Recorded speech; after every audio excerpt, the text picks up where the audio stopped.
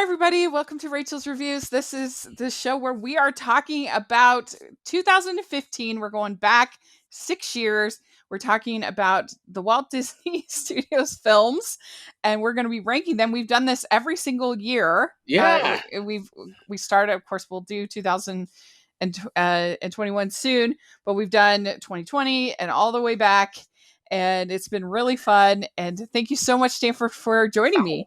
Thanks, Rachel, for including me on this. This was a fun project. Yeah. Yeah, this is a very weird year for Disney. I didn't it's a weird year. realize it until we started to make our list. I know, right? Yeah. Really, interesting year. Big variety of films, and Yes. Yeah, and I think our list, it's funny because I always say this, but then it feels like our lists actually aren't that different. But I feel like this year that might be. Yeah, I think it might be too. I'll be anxious to see how it compares.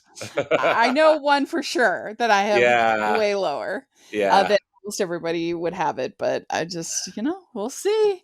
But yeah, we ended up with 17 films total. Yes, including 4 DComs, right? 4 Disney Channel original movies. I think that Stanford's probably grateful that Disney Channel is not as prolific now as they were then. Yeah, I am. I think we maybe will get one. I think we'll get one Disney Channel original movie this year, maybe 2. I think I've only heard of the one. I think we have Zombies 3 coming out. Oh, that's right. But yeah, they're rough for me. But I did it. You did it. 4. We have 4. That's right. And we have Disney Nature. We have the live action films. We have Pixar. We have Star Wars. There's a Touchstone picture in there. Yep. We have Marvel. Or was it a Touchstone? The one, the Steven Spielberg one? We'll get to it. I don't know if it technically was. I thought it maybe said that on Wiki. Oh, yeah. Touchstone. And but then we also have Touchstone Animation. Oh, yeah. Right. Yeah, which we'll be talking about pretty quickly. I think. We will. Yeah, so 17 movies. So share with us in the comments your ranking of 2015. We'd love to hear it. And some of these I haven't rewatched as recently as others, but the ones that I hadn't watched, we also had the ones I hadn't watched were most of the DComs, and we have one from Disney India. Yeah, that we'll be talking about. That would be kind of fun. And we have the last of the Fairies movies. We have. Oh, was that the last one, Rachel? Yeah, it was the last one. Okay. They did. And I've reviewed all of those on my channel for Family Movie Night. I've done the whole Fairy series, and so yeah, it's a wide variety. Oh, seriously. All right. Well, let's dive in because we've got 17 movies to talk about. It's gonna be a little crazy. And what we'll do is if you have one a lot higher than I or vice versa, we'll just bump it up and we'll talk about it in full. Okay. Then, so we're not talking about things twice. Perfect. But okay, number 17. What do you have as your last of your ranking? I have Strange Magic. Yeah, me too. Yeah. I was gonna say I was gonna guess, Rachel, that we were gonna be both pretty close on that. Speaking of Touchstone Animation. Yes. Yeah. I mean, the one thing that I toyed with the idea of maybe having this one higher is just because I do think that some of the music is fine. Like if you were just to listen to the soundtrack, I think it's fine music. But the story is so weird. I understand it's Midsummer Night's Dream, but the way that it comes off in this movie with people having to be drugged to like each other and people being manipulated and no consent, and it just is a weird story. The animation is terrible. I hate it. Yeah. It was torture for me watching this film. I saw it in the theater. Mm-hmm. And I did too. And I just thought, oh dear, what am I doing? What have I done? What am I doing with my life? Yeah, exactly. Well, and with being directed by Gary Rydstrom, I I'm familiar with seeing his name on a lot of sound credits. I think Uh-huh. that's where he's been a real pro, right? Is in the sound area. And didn't he direct a short for Pixar? Was it uh anyway, like Lifted? Did he direct that, or was Oh, it I somebody? think you might be right there. Yeah, but anyway, yeah, the script and Lifted, yeah.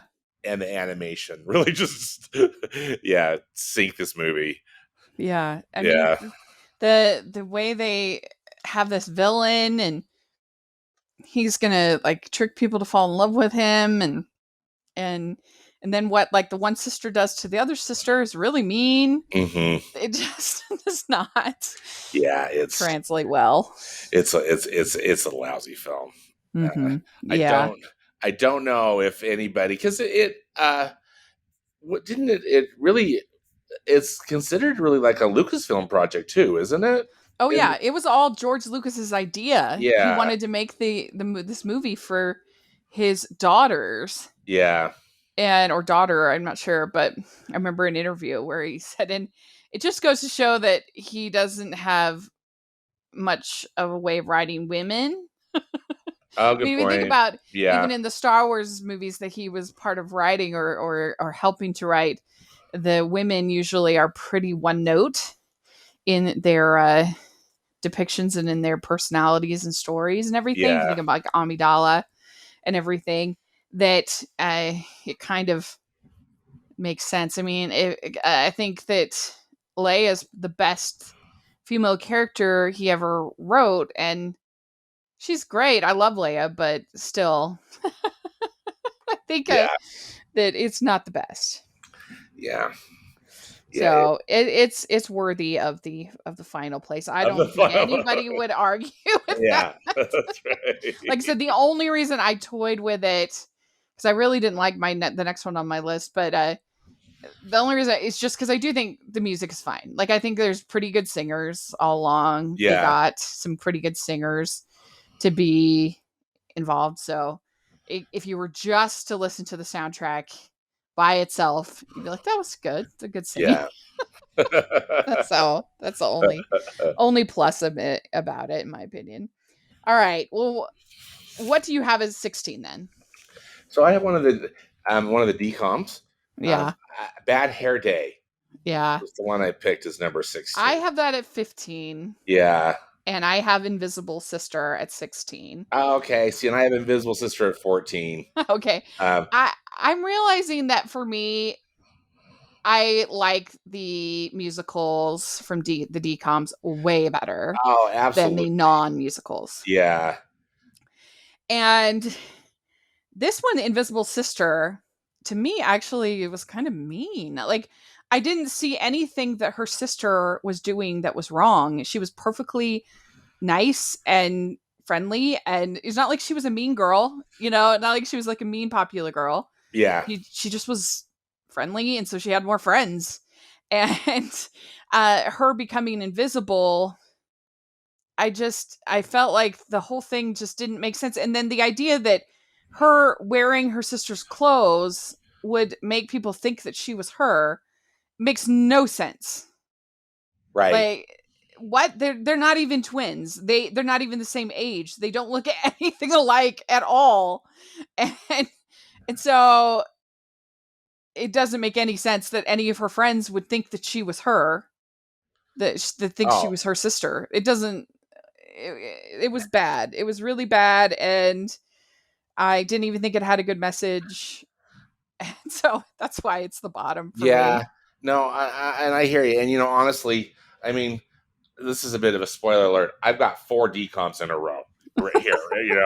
For these next 4, and I had a hard time ranking them. Really, I guess with the exception of the one that's at the highest, but Uh-huh. we'll get there. But I think what I couldn't relate.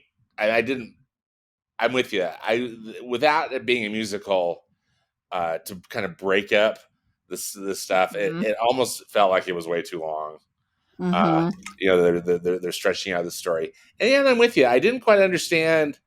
the little sister, and again, why she'd be so mad at the big sister, other than just Jealousy. siblings, uh, but also, for her to be able to play lacrosse and do all this other stuff is just like, oh, Yeah. oh please, It made no sense. But I guess I Like if they liked were how, twins, they'd make a little more yeah, it sense. might make a little more sense. I guess I liked how finally some of the relationship stuff worked out, and the little sister came into her own. She figured it out, and so that Yeah. for me was satisfying. But so I think that's why I maybe put it up a little higher, Yeah. but still rough. Well, yeah. Well, in Bad Hair Day, so I had Oof, that at 15. Her hair oof. wasn't even that bad. Well, she's wearing a hat the whole time too. Yeah, But that's right. um, Like it just looked kind of like Courtney Lovish, kind of a little bit yeah, untousled. You know what I mean? Like it didn't even look that bad. I like Lara Morano, I think is her name. Like she is a pretty good actress, I think. yes, But I don't know, it just didn't do anything for me. yeah, it didn't work. I mean, part of it too, you know, I mean, don't mean to overanalyze this, right? But uh, basically, this older woman who's an ex cop who's actually trying to get back on the police force, right? She's looking for this necklace, which caused her to get fired in the first place from her job, and it turns out that this girl's got it unknowingly. But I mean, like, what's she doing hanging out with this stranger? Like, becoming her Yeah, BFF, that's And weird. yeah, it was weird, and they had a bit of like a contentious uh, stuff, initially, but then stuff gets revealed, and they kind of need each other to get through this crazy day. But I don't know, it was too much. It was Yeah. all just too much for me. Now, the two musical ones I actually have a bit higher. I enjoyed them. So I know that you have them in this lower ranking. Yeah, Where I how had did you rank it? Descendants at 15. Okay.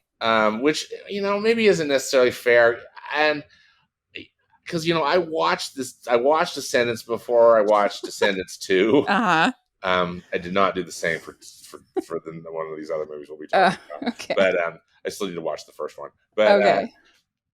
and it wasn't my thing. I love Kristen Chenoweth, and it's Kenny Ortega directed it, and it's got a very good pedigree, but Mhm. I think aesthetically it wasn't that interesting to me, and as well as just and thematically, like really, let's Mhm.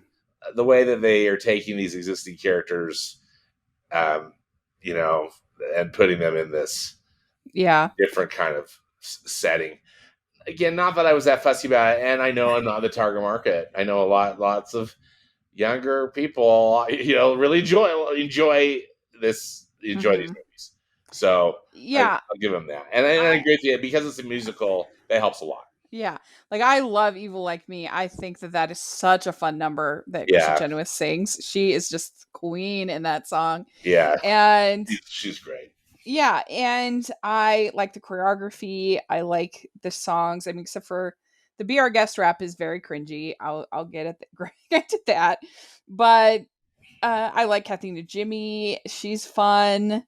I like this one is the only one that has the adults like as major characters, and I think Right, that that's that why helps. it helps.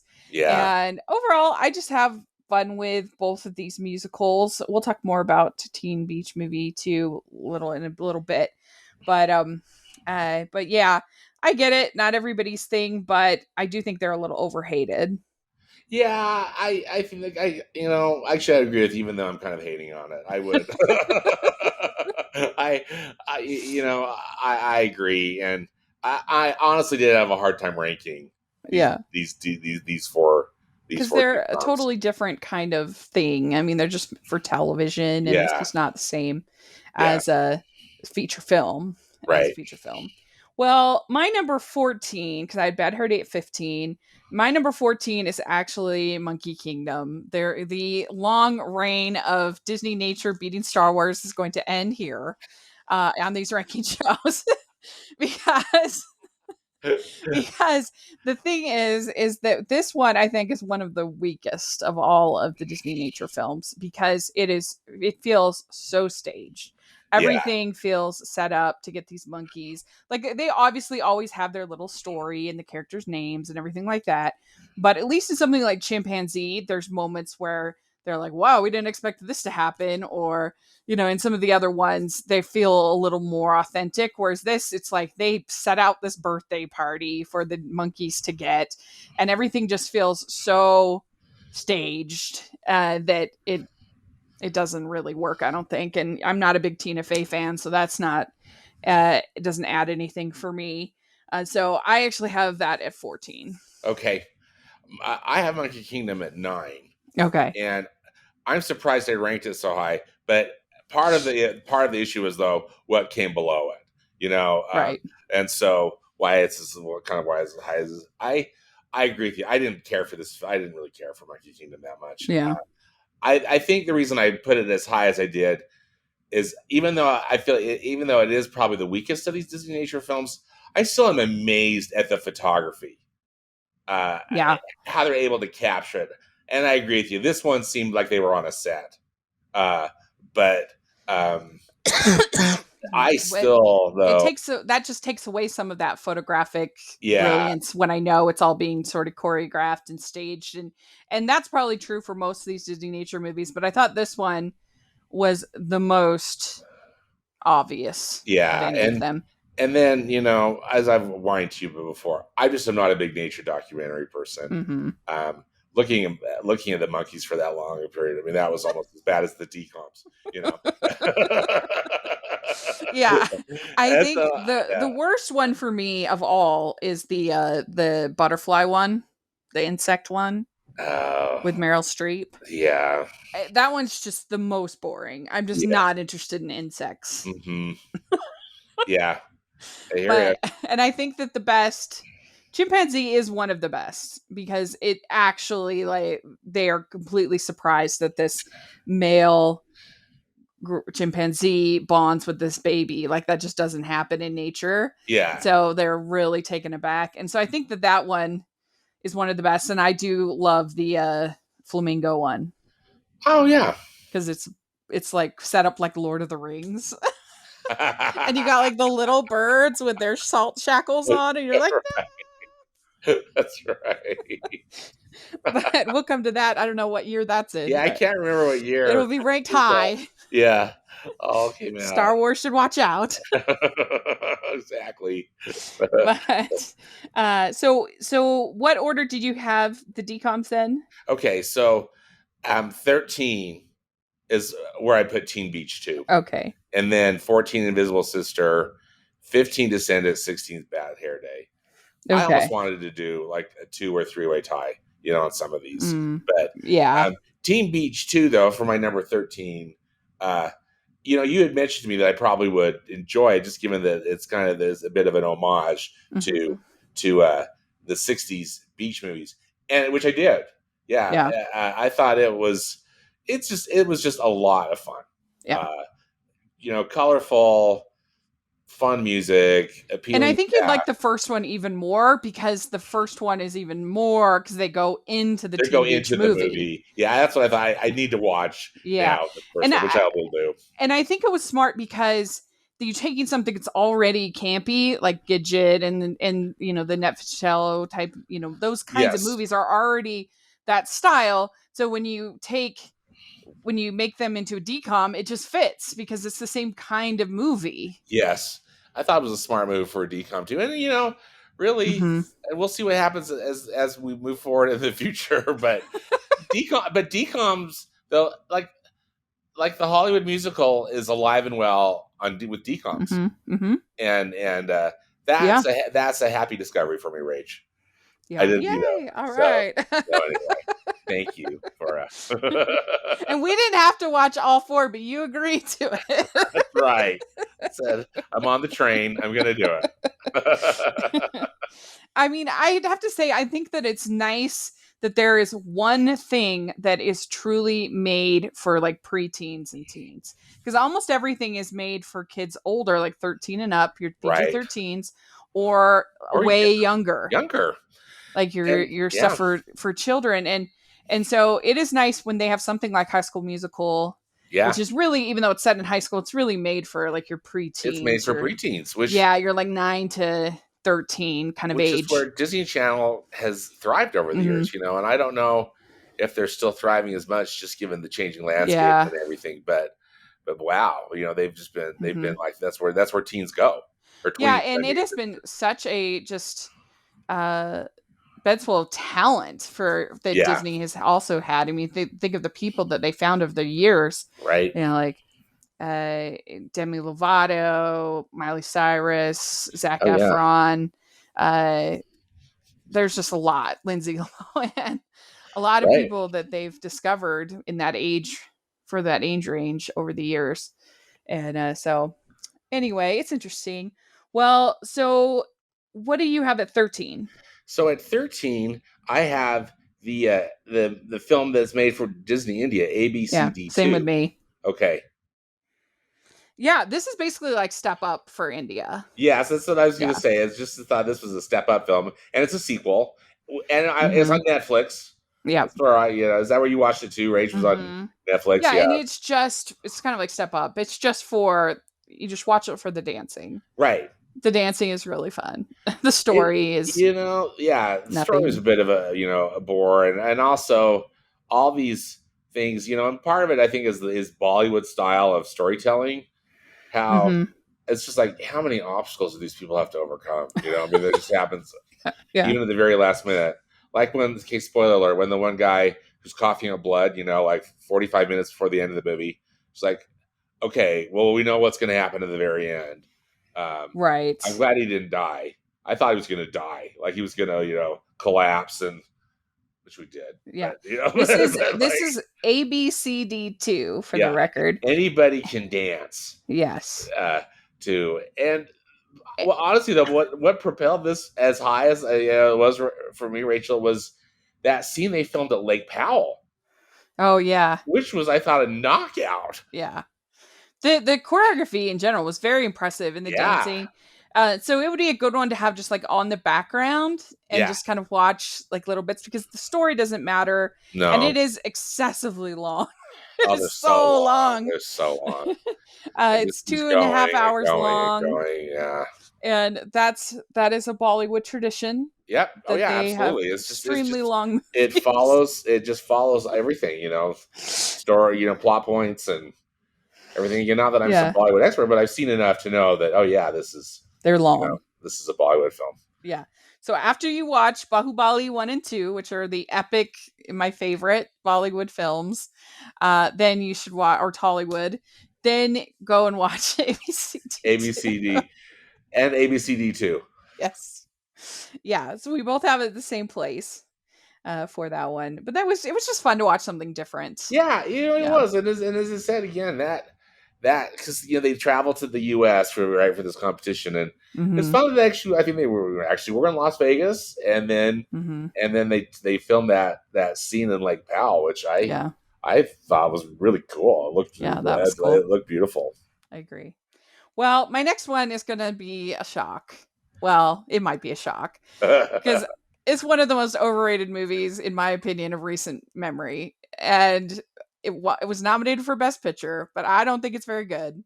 I have a number 12, Bridge of Spies. Okay, Yes, because I don't think the script is very good.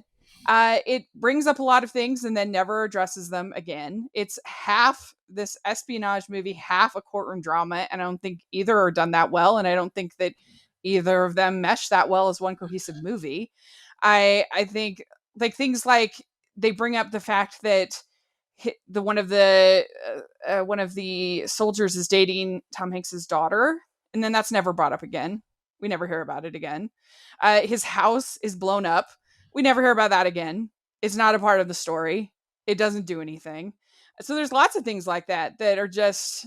I think that Mark Rylance is super overrated. I saw nothing that special in his performance. I don't know why he won best actor. I thought he was very one note and very bland, and I've seen that performance from him a million times. Uh, I just don't get it. I don't like. Sure, Tom Hanks is good. He does a good job, but I just think the script is really weak. And I think if it wasn't directed by Steven Spielberg, I don't think it would have that nobody would care about it. And I don't know. I just don't think it's that good a movie, and I think that it's yeah, maybe part of this is that I just feel like it was so overrated that I just did not think it deserved to get nominated for Best Picture. And I don't know, I just didn't like it. I thought it was kind of boring. I didn't think it was yeah, good. And so I have it very low. yeah, But I know most people seem to enjoy it more than I did, but I just sat there so underwhelmed and yeah, I was expecting it to be better because it was Steven Spielberg, but I'd say it's one of his weaker films of his career, in of my his opinion. career. Yeah, yeah. I have it So, at number 6. mhm, It's a film I quite liked. Not definitely not Spielberg's best or anybody's mhm, best, but and maybe I was just in the mood for it. yeah. When I saw it, Well, most people seem to like it more than me, uh, so this is one of my unpopular opinions, oh, it's fine. Yeah, but we all have them. oh yeah, absolutely. But yeah, it's a movie that I um, quite Yeah. enjoyed. So we'll Yeah, talk about it again coming up, but anyway, that's what I have at 12. What do you have at 12? I at 12 I have ABCD 2. Oh, okay. I thought that was 13. 13 was Teen Beach 2. Oh, okay, okay. Okay, so what do you have at 11? At 11 I have The Good Dinosaur. Mhm. And that's a So, film that I really disliked in a yeah. huge way, which again makes me sad because I don't want to dislike anything from Pixar because I love Pixar so much. But Uh-huh. still, you know, and speaking of not being in the mood for the movie, I mean, when that movie to me just, I mean, I knew going into it that it had a lot of problems in production. I mean, I think those were pretty well publicized. Yeah.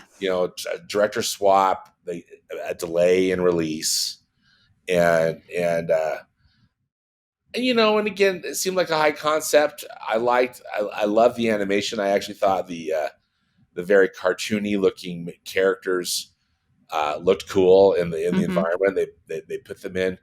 I absolutely hated the story and just the whole thing. I just was one big groan fest for me. I couldn't Mhm. wait for it to end. Yeah, Yeah, I have that higher. I have it at 8. Because I actually enjoyed it. I was surprised when everybody hated it so much. Um, I thought that uh, what is it? Milo and Arlo? Is that yeah, the names? Yeah. I thought that it was kind of cute, and then when they have the uh whole scene with them with the sticks and talking about family, and I thought that was sweet, and yeah, I didn't mind the story. I haven't seen it in a while, so I do need to revisit it. But I uh I loved the whole firefly scene. That was so beautiful. yeah. It's beautiful. That was great. And I liked the whole scene with the T-Rexes and the Yeah, cowboys. Sam Elliott, how could you perfect yeah. I voice. mean, I think there was so many clever, almost like they were vignettes, Mhm. you know. But to me, cohesively, it just didn't work as a film Mhm. overall. And I think too, I was so ticked about what was going on with his parents and stuff, that anyway. Yeah. So I have at 11, actually I have Tomorrowland at 11. Oh, okay, yeah. I have Tomorrowland at 8, at number 8. Okay. I watched this fairly recently when I did my Disney Parks movie attraction ranking. And it's one that I want because I know there are a lot of people think that's very underrated, but I watch it and I'm thinking, no, it's not underrated. No, I it's a don't love bad it. film. That's a I bad want to film. love it, but I feel like it tells the same story twice.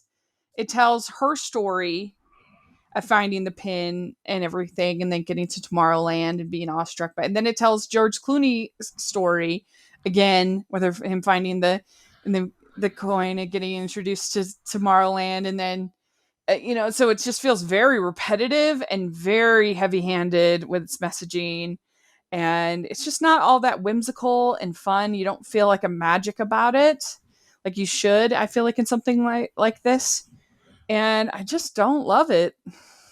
Yeah, I'm with you, Rachel. I don't love it. In fact, I feel like I almost ranked it a little too high. But again, part Hmm. of that was just about what comes below it. You know, Yeah, I wasn't sure.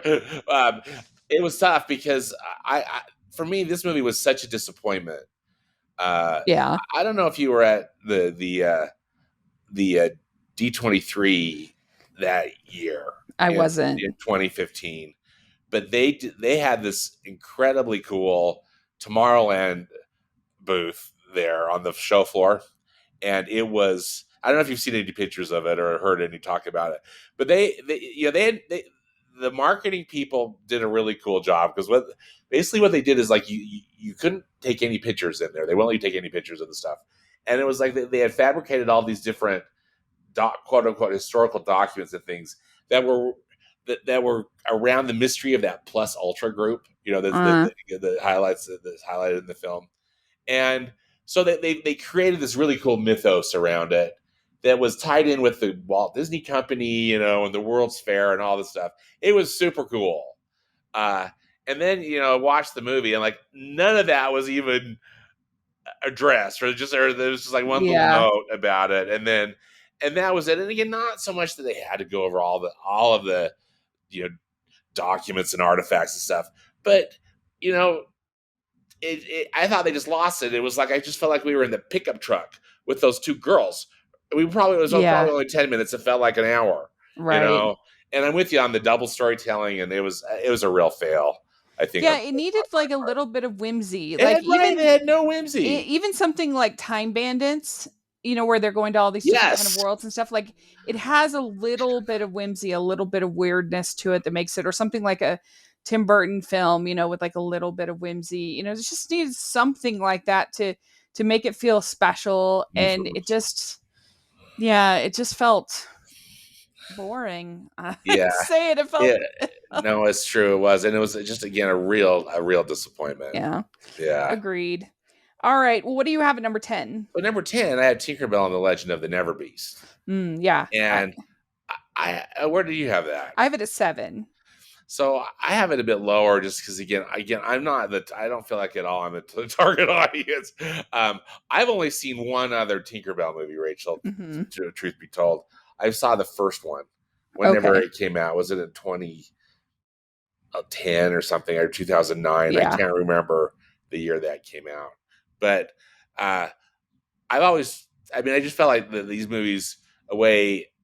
Uh, Again, I just didn't feel like I was a target market for it, and I had no interest. Plus, I just don't love Disney Toon Studios. I feel like again Hmm. that's one of my, I've got a big chip on my shoulder over that. Even though I think when John Lasseter and Ed Catmull came in to run the show, they tried, they cleaned house on some of the stuff that was going on at Disney Toon Studios. As far Yeah. as the horrible sequels that were being made, and at least these Tinkerbell movies were original stories. And it's not a bad film.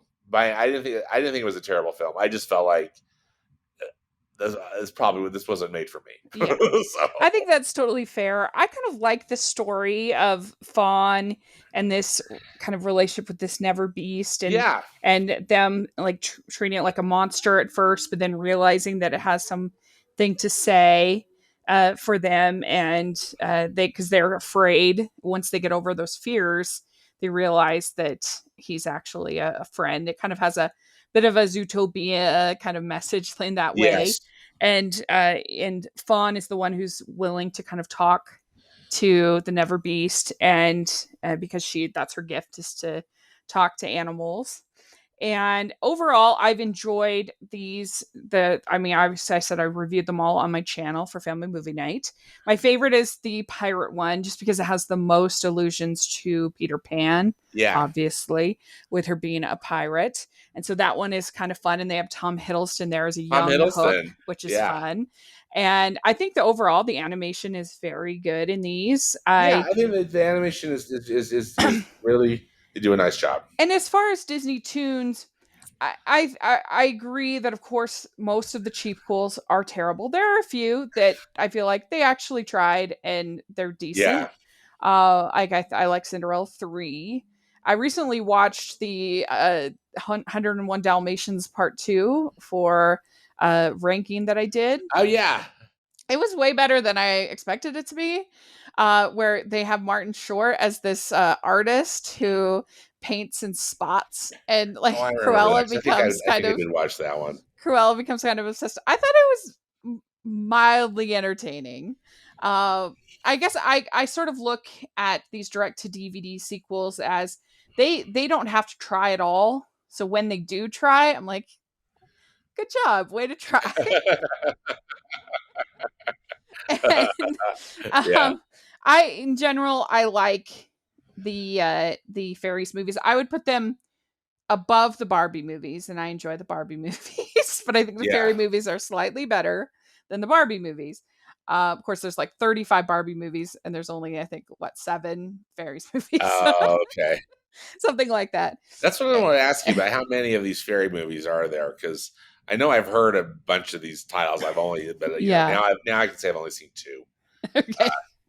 Uh, But they're very nice for young girls, and I think what they are trying to do with the fairies movies is kind of create sort of superhero stories for girls.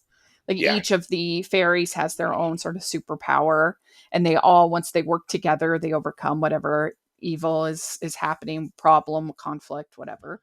And but I think the best one is the pirate one is my favorite. Okay. And Well, then that's good to also know. the oh, there's one that's the great, I think it's the Great Fairy Secret, I think is what it's called.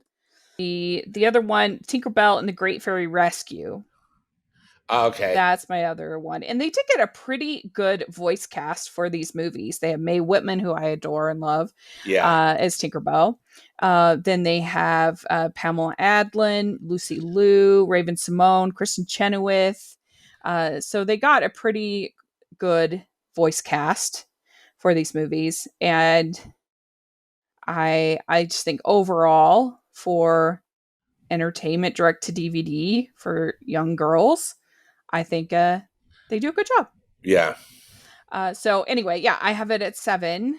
Let's see. Where are we at? I lost place. We're either at 10 or at 9. I'm not Okay. sure if you gave your 10. If you gave your 10. My number 10 is Teen Beach Movie 2. Okay. I do think it's a little bit less than the first one. The songs aren't quite as good, and it's a little bit harder than the I don't know, them coming to our world versus our coming to their world is just slightly not as entertaining. Yeah. But I still overall enjoy it, and I like the songs, and I think Ross Lynch is pretty good as the kind of the lead. And So yeah, I have it at 10, and then I have Descendants at number 9. Oh, nice. Okay. Yeah. And that's where I have Monkey Kingdom.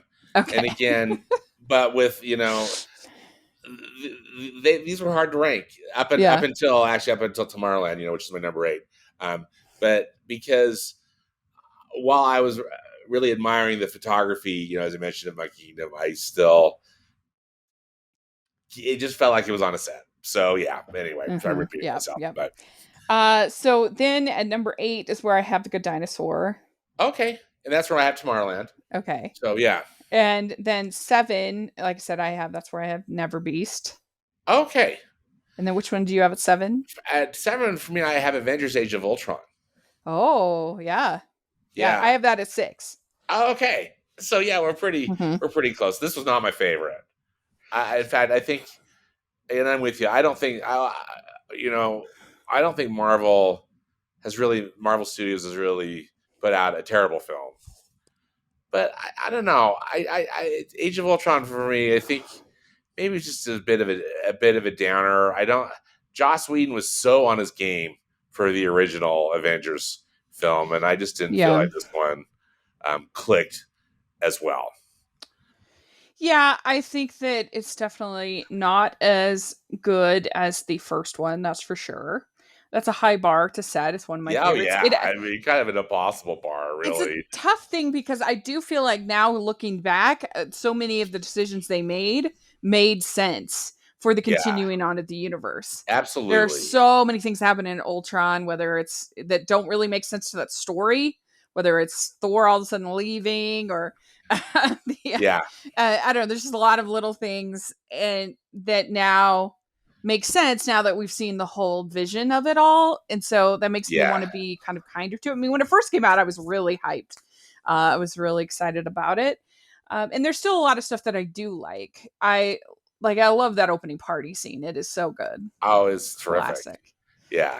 and I like Ultron as a villain. I do too. I like Ultron as villain a lot. I think that he's fun. Yeah. And I think that the whole idea that both Bruce and Tony would be so stupid is hard. Yeah. Not only do they make one robot, they go and try to do it again. I mean, luckily it's Vision, but still, I mean, Still, it's like, what are you come doing? on, come on. And I do think Quicksilver's kind of wasted, even though I love Yeah, I mean, it's a Wanda. bummer. Then they kill him off, you know. Yeah. And I thought that was a bummer. I do love the creation of Vision. That's one I think one of my Mm-hmm. favorite parts of the film too. Yeah, even if I'm like, you're being so stupid. Why are you Yeah, being so dumb? yeah. But yeah, because I Visually, love Vision. Yeah, I don't like Hulk and uh, Black Widow. That Black doesn't work. Widow.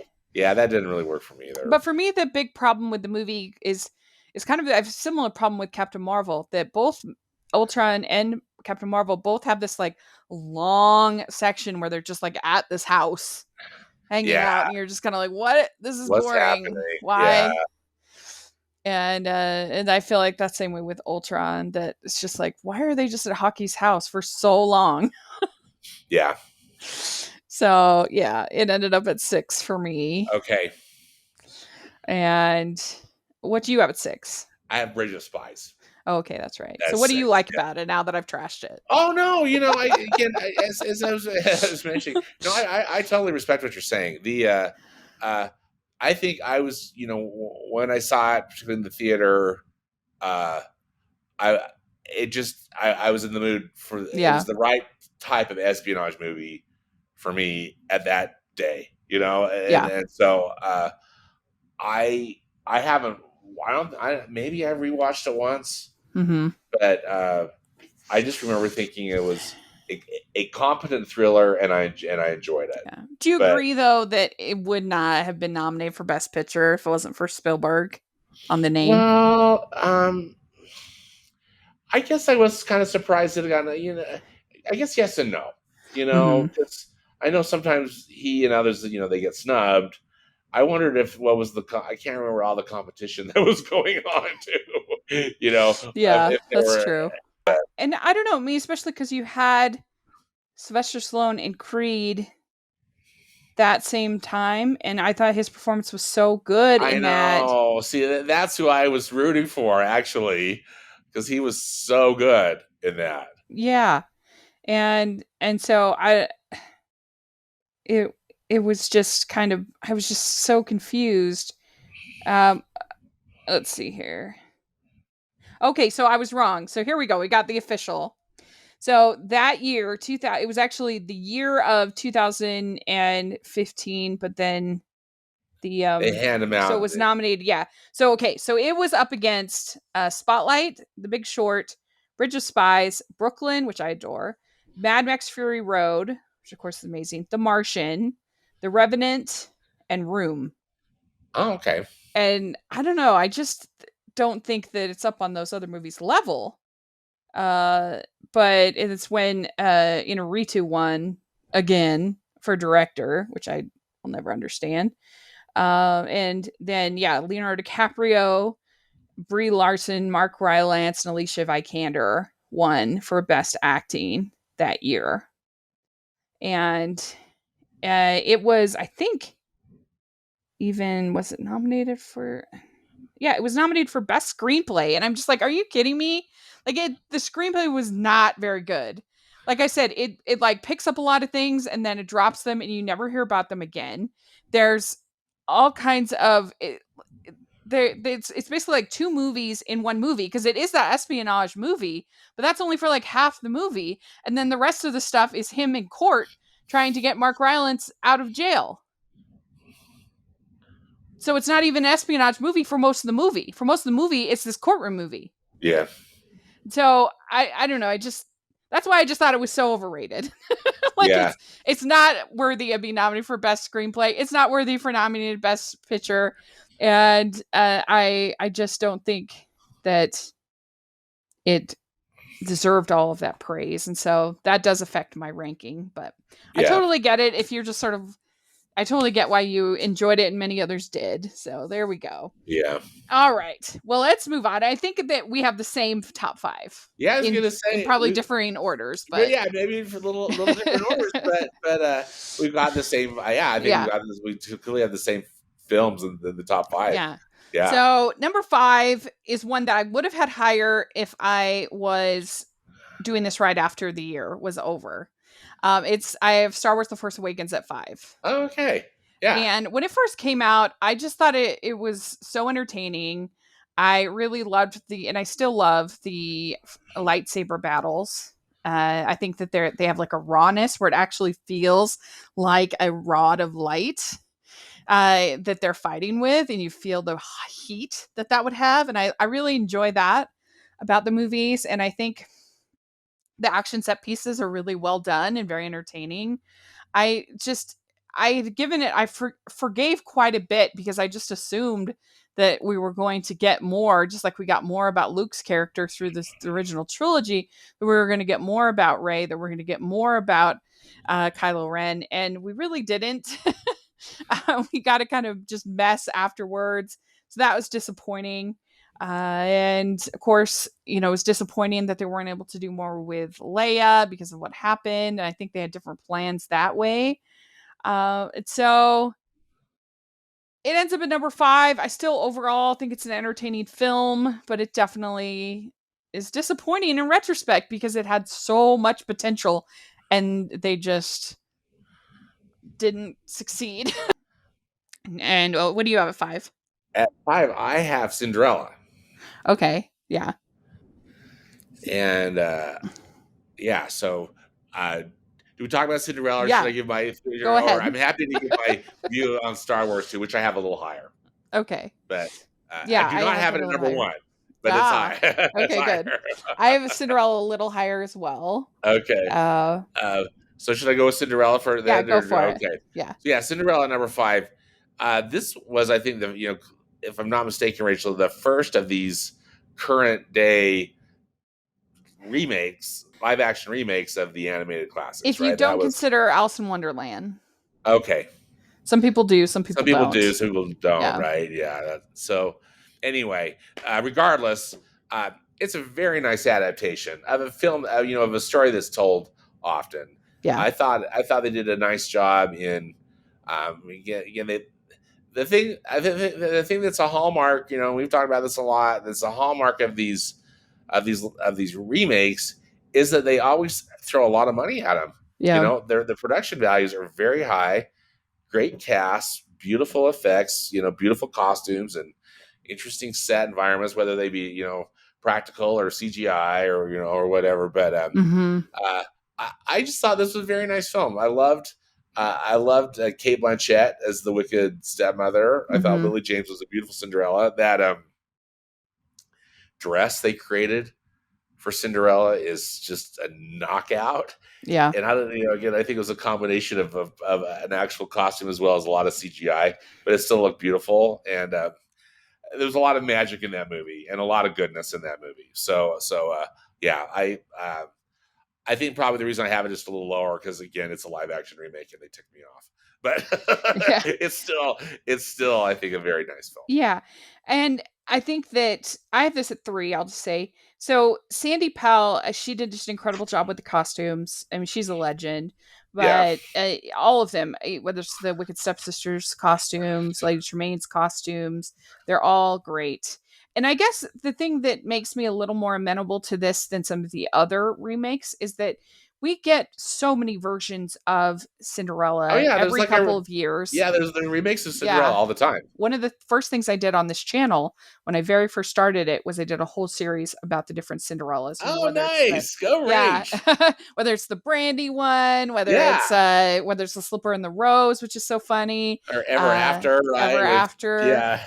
the Glass Slipper with Leslie Caron, all wonderful. And so I think I'm much more sort of accepting, especially because it didn't really feel like a remake in the sense that they didn't even use any of the songs. They Right. didn't. I mean, it was very much just its own adaptation, and I appreciated the fact that they had more time with Cinderella and the Prince together, a little bit Yes. more at least, and so that was nice. And her attitude of kindness and courage was very lovely. I thought Yeah. that was I really thought that was a nice. lovely thing. Again, just a nice Mhm. script, you Nice know? movie. Yeah, just a Yeah. nice modern adaptation of this, beloved fairy Hmm. tale. Yeah. Yeah. And she's a little maybe a little too passive sometimes. You'd want her to be like a little bit more of a fight. Where like they lock her up in the attic and she just kind of singing like she's not like as opposed to in the animated film when she's really fighting for them to bring Yeah. that key up to her. And Yeah. but nevertheless I still overall enjoyed it, and it's definitely like you said, definitely up there as far as these remakes. It would be my second or third favorite. So Hmm. anyway, so number 4 I have Ant-Man. Okay. So Excellent. yes. Uh, I have Ant-Man at number 3. My Okay. number 4 is McFarlane USA. Okay. Yeah. Yeah. Underrated. The little Yes. little hit that was so good. Yeah, exactly. That more people should have seen. They would have enjoyed Mhm. it, I Yeah. think. Yeah. Yeah, I have McFarlane USA at 2. It's my second Oh, favorite. nice. Okay. I mean, talk about a boring sport. Sorry, all you runners out there, but cross country is not a cinematic sport. It is Yeah. not something that has like high drama for the camera, but what they managed to do with creating these relationships is works so well, and you really are rooting for all these guys. Oh, yeah. Mhm. Absolutely.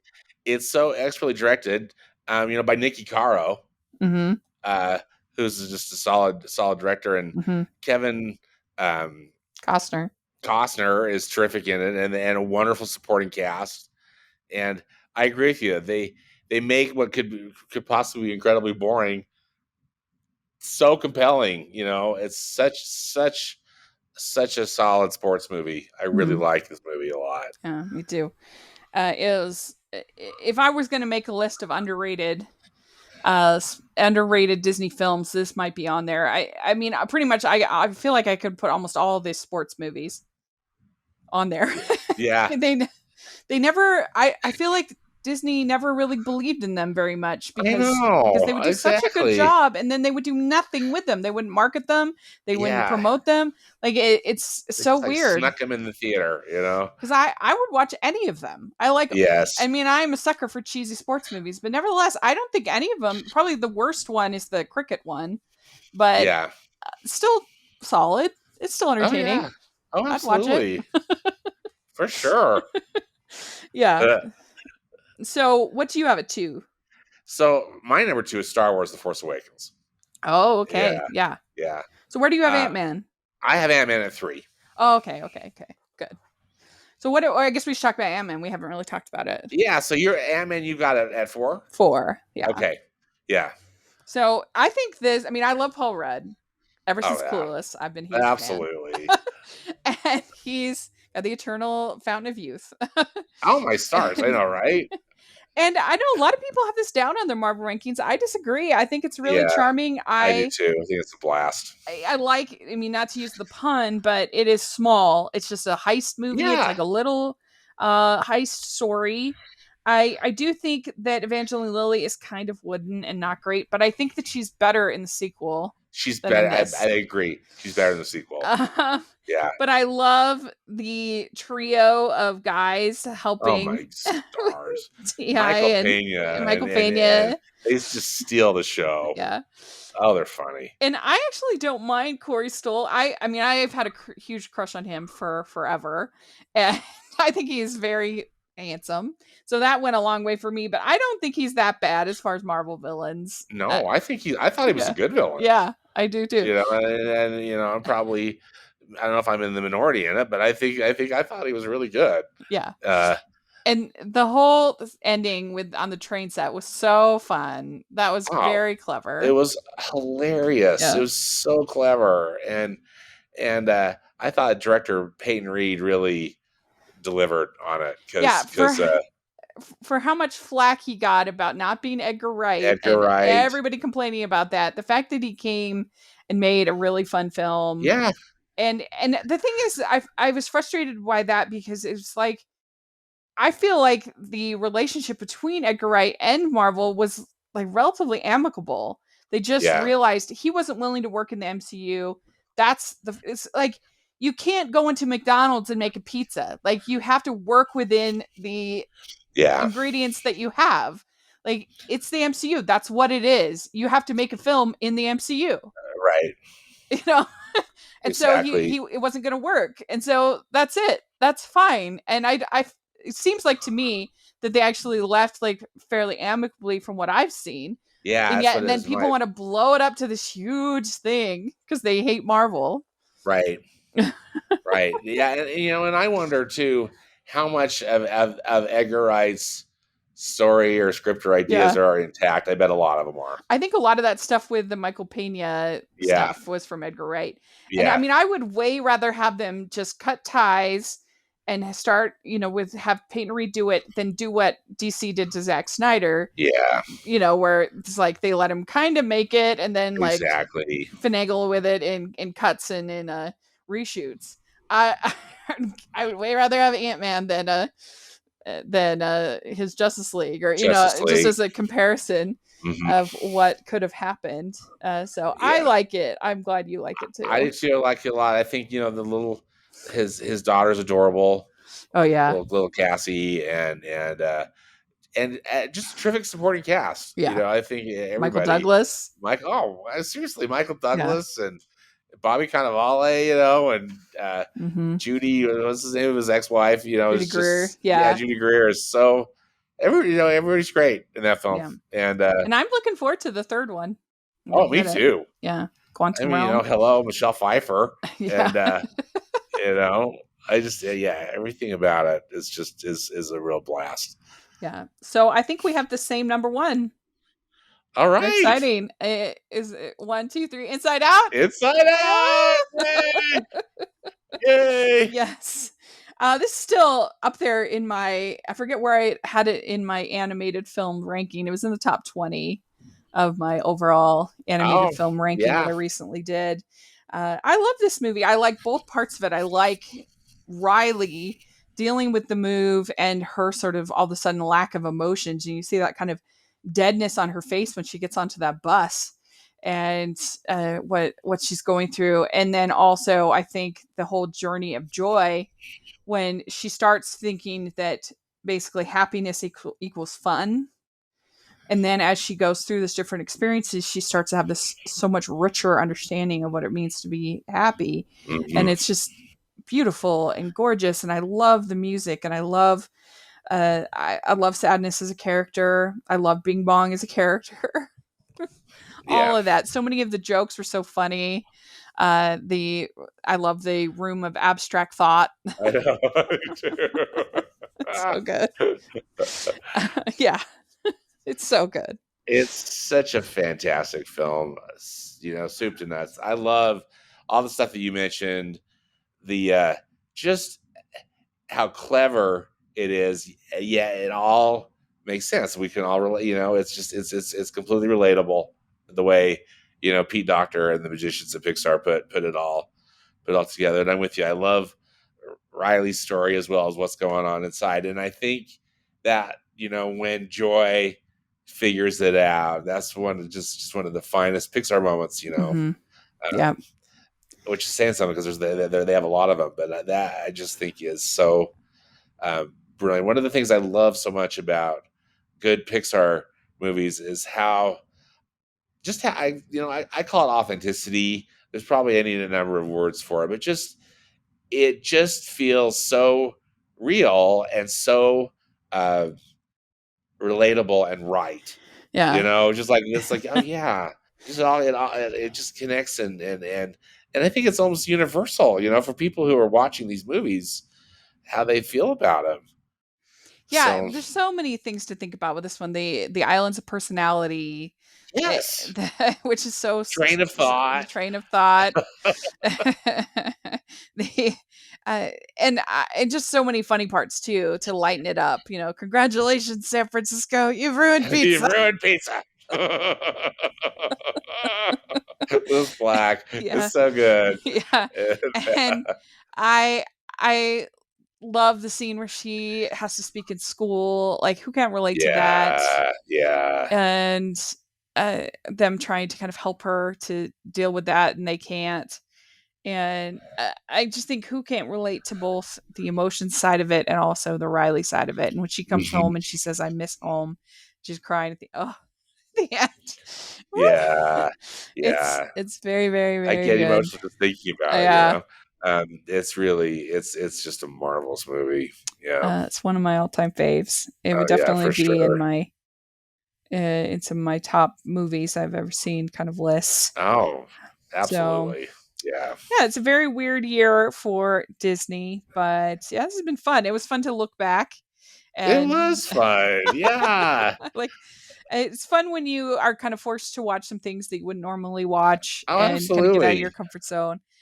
So my ranking, I have Inside Out at 1, McFarlane USA at 2, Cinderella at 3, Ant-Man at 4, Star Wars The Force Awakens at 5. I have Avengers Age of Ultron at 6. I have Tinkerbell and the Legend of the Never Beast at 7, The Good Dinosaur at 8, The Descendants at 9, Teen Beach Movie 2 at 10, Tomorrowland at 11, Bridge of Spies at 12, A, B, C, D 2 at 13. I have The Monkey Kingdom at 14, Bad Hair Day at 15, Invisible Sister at 16, and Strange Magic at 17. What All a year. right. Good list, Rach. All All you right. Bridge of Spies fanboys, come at me in the comments. So for me, one Inside Out, two Star Wars: The Force Awakens, three Ant-Man, four McFarlane USA, five Cinderella, six Bridge of Spies, seven Avengers: Age of Ultron, eight Tomorrowland, nine Monkey Kingdom, which I probably should have put lower. I should have put both those lower. I had such a hard time. 10 Tinkerbell and Legend of the Never Beast, 11 The Good Dinosaur, 12 ABCD 2, 13 Teen Beach 2, 14 Invisible Sister, 15 Descendants, 16 Bad Hair Day, and at number 17, like Strange Magic. Yes, very good. Yeah. Well, let us know if you're listening where you would rank these. Yes. Please let us know. We'd love to hear your thoughts. And Stanford, where can people find you? On Twitter, I'm at Stanford Clark. Also, please follow my movie antics and recommendations on Instagram. I'm at Movies PAP, and I also have a blog and website, which is at moviespastandpresent.com. That's what the PAP stands for. Oh, It's great. past and present. Too long for Instagram, an Instagram name. Great. And you can find me at Rachel's Reviews, all over social media, iTunes, YouTube, and on Rotten Tomatoes. So check that out. And we are going to be are talking Disney coming up soon, where we are going to be talking about Alice in Wonderland. Yeah. We are going to have a guest, my friend Andre from the Formal Critic on Twitter, and his Yay. podcast. So it's going to be real fun. He's going to be very enjoyable to talk with that movie about. So check out that. All the rest of our Talking Disney reviews you can find on the playlist. I'll put in the description section. And make sure you're also following the Hallmarks podcast. We have tons of fun over there. So thanks so much. This was a lot of fun. And please like this video. Please subscribe to the channel. And if you're listening on iTunes, please leave your ratings and reviews. Really appreciate that. And check out the Patreon group. We have a lot of fun over there. And we also have our merch store, which has hashtag Animation Junkie shirts. So you got to check that out. And we'll talk to you all later. Bye, everyone. Bye. Thanks. Bye.